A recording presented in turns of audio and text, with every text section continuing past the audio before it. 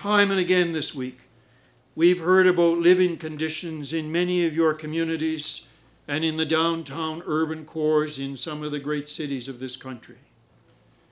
We've heard about the high cost of living, the scarcity of fresh fruit and vegetables, the impact of imbalanced diets on health.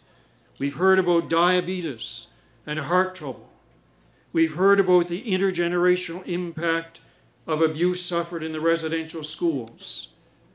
We've heard so much about addiction to alcohol, and now perhaps even more alarmingly, as we heard the other night, prescription drugs, their soaring highs and their horrific downs, and the desperate cravings that those drugs create in the bodies and minds and souls of so many people, day after day. I heard worries about addiction. I heard worries about abuse and violence in the home and on the streets. We heard alarming statistics about the number of Indigenous people who are jailed. We heard about young people lured into the cities and into the sex trade. We learned of the tragedy of so many young women used, abused, and trashed in ditches and dumps. We heard about missing women, many of whom have been missing so long they're now presumed to have been murdered. You know better than I about the highways of tears and the grief that flows on for so many years later.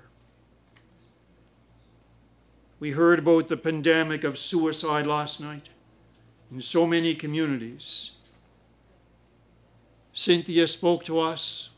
Bishop Mark has consistently brought this issue before us, and we heard moving presentations and remarks this morning as people were responding to the presentations of last evening. People are committing themselves, like Norm, who stood up and said, I am giving my life to turn this pandemic around. All of our youth, we've been told, all of them have carried someone in their hearts to this circle, some friend who has taken their life. Someone who's come to the point of thinking that life is not worth living, and they are the young who die before their time.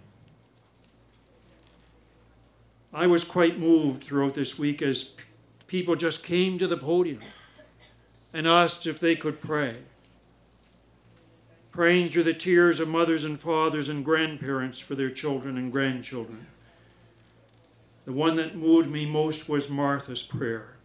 It was so clear. Help us, Lord. Help us to love our children and our youth. Help us to be kind to them when they are in trouble. Why is it that in Canada 1 in 4 Indigenous children are living in poverty compared to 1 in 9 in the rest of Canada? 1 in 9 is bad enough. 1 in 4 is worse. Many of our communities lack sufficient health care. Many of your communities receive 25% less of financial resources to support education. And it's been said that when it comes to these and numerous other violations of the rights of Indigenous peoples, there is a blot on the soul of this country, and it needs to be healed. And it will only be healed.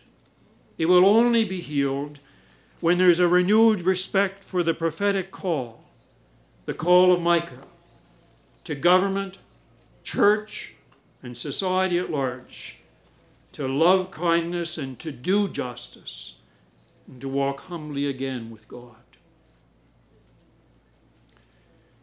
I think there's a crying need for this country to address the long-standing issues that continue to bruise the soul of so many Indigenous communities. And I've been thinking that in that respect, I believe the Mississauga Declaration has a life and a place and an influence far beyond our church alone. That declaration is not just about the church. That declaration is about your communities and this country. So it has a place far beyond the church alone. It needs to be shared with our brothers and sisters in other churches, with ecumenical agencies like Kairos, deeply committed as it is to Indigenous rights and dignities.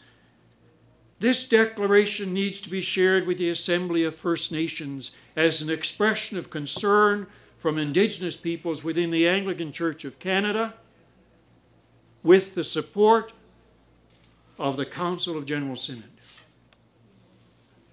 Eventually, this declaration needs to get on government tables. Your call to address the crisis that brings overwhelming death to the peoples of this land, it has to go out across the country. I think it could be a major plank in a platform for a renewed call for a national strategy toward right relations among all peoples who call this land home. And I believe we can do it.